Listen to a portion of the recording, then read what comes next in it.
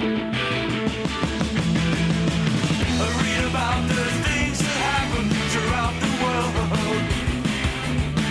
Don't believe in everything you see or hear. Read all about it. Read all about it. News of the world. News of the world. Read all about it. Read all about it. News of the world. News of the world. Hello and welcome to Mock the Week. I'm Dara O'Briain. The news this week. A visit by Prince William and his army mates to the bingo made news around the world. Although Al Jazeera almost caused a riot with their headline, British soldiers seen entering Mecca. Speaking of posh boys, at the Tory party conference, David Cameron responded to allegations that he hadn't written his own replies on his website by going on the internet and filming himself bashing one out. It's been a busy week for Norman Tebbit in Bournemouth. When he's not speaking at the Tory conference, he's hanging from the ceiling in the ghost train. One issue on the Tory conference agenda is prison overcrowding. One solution is that the prisons should share beds, as suggested by Delegate Fisty Wilkinson. Police in London have been told they can't use the word yobs to describe loutish behaviour. This obsession with supposedly offensive terms has gone down very badly with some members of the filth. The shortage of flu vaccines means that thousands of old people are at risk, and I don't know really if we should be inoculating people against flu. Flu is very much nature's way of freeing up seafront property in Eastbourne. Joining me tonight are six of the country's top comedy performers: Andy Parsons, John Colshaw, Ian Stone, and Frankie Ball, Hugh Dennis and Mark Watson. Welcome to you all.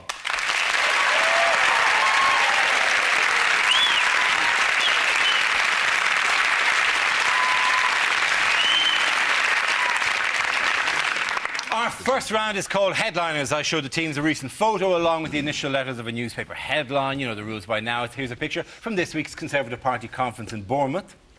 And what does TCSP stand for? Is it Taxi Chorus Stupid People? Is it try creating some policies?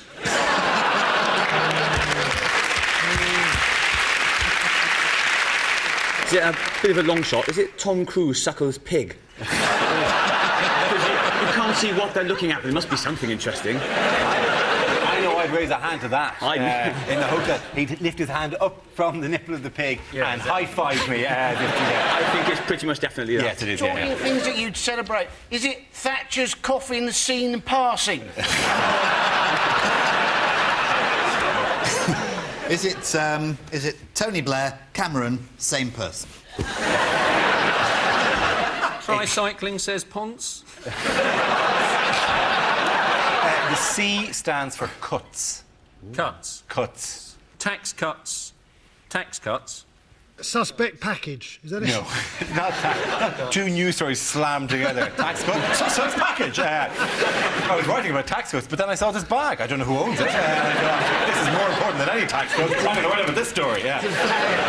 Is it Tax Cuts Split Party? That's exactly what it is. Very good.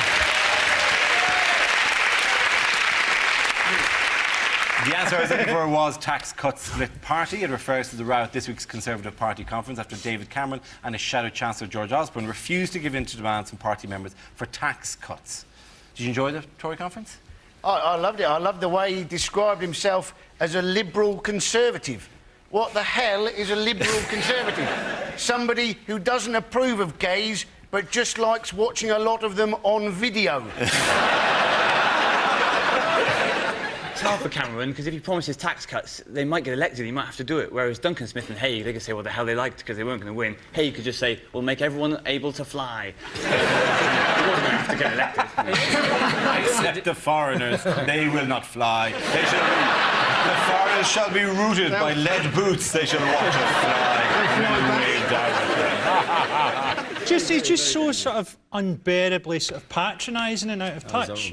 Isn't he? Yes. Well, who hasn't dropped some cocaine tablets and listened to the Arctic Kaiser Chiefs? I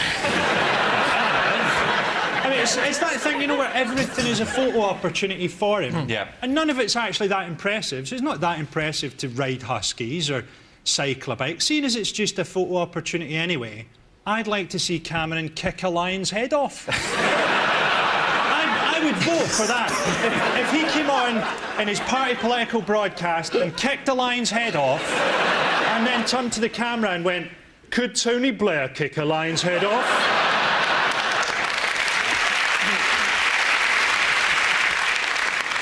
He was on curious form, though, wasn't he? Because he said, "Let sunshine win the day." Yeah. And I don't remember anybody arguing that sunshine shouldn't win the day. I can remember vote Labour, vote rain. Again, Our priorities are precipitation, precipitation.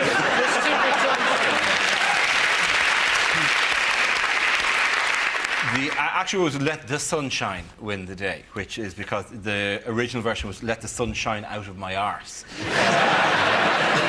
Very entertaining the way Cameron does keep falling into this trap of trying to use naff young phrases like some sort of geography teacher trying to be cool, like, you know, hang loose everyone, and yeah, and, you know, keep it real, yeah. It is essentially what got Blair elected the first time around. Is the candidate who most behaves like Donny Osmond is the one that the British electors most trust. Because it's fair. After we've had the two-party conference, you've got a straight choice, basically, between a dour Scottish accountant or the lead singer from Joseph and the Technical Dream Coach. That's essentially what he was doing. Like, if somebody said, "Give me some policies," go, "A crash of drums, a flash of light," and a golden coach. That's all he's doing. That Cameron was sort of more attractive when we knew less about him. Now that you're actually getting to see him, you're going, isn't his face kind of made out of dough? And isn't he sort of unbelievably posh? He looks like he was raised by a robot butler called Sir Henry. He's done the terrible web Cameron, which is... It's him doing a... It's meant to be a webcam in his house, but it isn't actually. It's just a video. It's meant to be very modern, but in being a video, it's essentially just an idea he has borrowed from Osama bin Laden. So,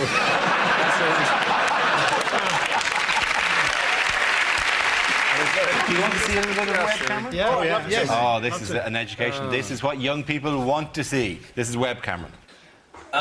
Right, welcome to Web Cameron. Watch BBC. I'll do it in a minute.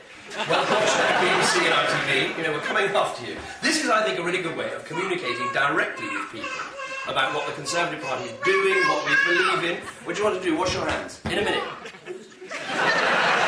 If you were on the net and you saw that, wouldn't you, just to cleanse yourself, wouldn't you click immediately to porn?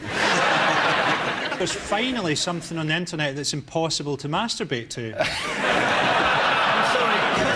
how much further are you going to go with this thing of, oh, you just happened to have dropped in, oh, I better tell you about Tory policy. Oh, you've just caught me getting out of the shower. It's almost...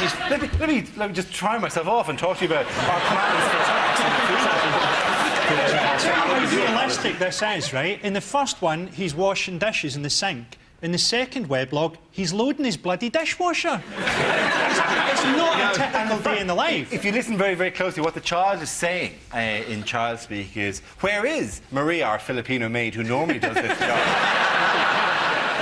Well, it's meant to catch people in unguarded moments, isn't it? That's the point of this web camera. But obviously, the Labour Party don't need that because Cherie Blair does that at the party conference.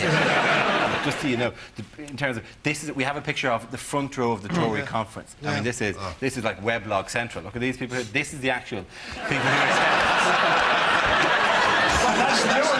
That's like Charlie's Angels in the year 2056. That's what it looks, doesn't it? It looks like the army of the undead, and you kind of go, you know, if you slay us, there are hundreds more to take our place. An audition for Hello, Hello. Did someone just plant dragon's teeth and they sprang up? I tend to think, though, if you're making a speech to people of that age, you could probably do the same speech at least 4 times. Because you figure at least 2 of them are going to be dead the next year. One of them's going to forget, and the other one's probably not going to hear it in the first place. They must have been quite confused. It must have been, when's Daniel O'Donnell going to sing?